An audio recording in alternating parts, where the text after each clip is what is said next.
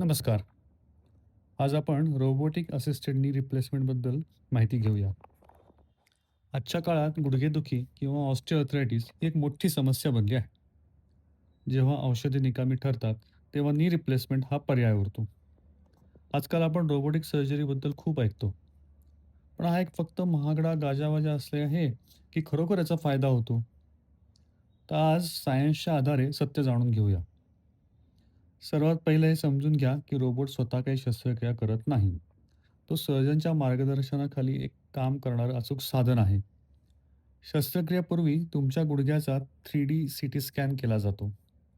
यामुळे तुमच्या हाडांची रचना किती कापायची, इम्प्लांट कुठं बसवायचं, कसं बसवायचं याचं अचूक नियोजन केलं जातं. रोबोटिक आर्ममुळे निरोगी टिश्यू कमी कापली जाते. आता पुरावा काय सांगतात? तर संशोधनानुसार मॅन्युअल शस्त्रक्रियेच्या तुलनेत रोबोटिकच्या पद्धतीत गुडघ्याची अलाइनमेंट असते, त्याच्या चुका 67% कमी होतात. त्यामुळे इम्प्लांट अगदी योग्य जागेवर बसवलं जातं, जास्त वर्ष टिकायला मदत होते.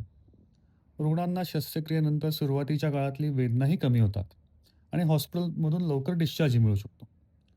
मात्र 10 वर्षांच्या दीर्घकालीन निकालांचा विचार केल्यास मॅन्युअल आणि रोबोटिक दोन्हीचे परिणाम जवळपास सारखेच दिसतात. मग आता रोबोटिक सर्जरी कधी निवडायची?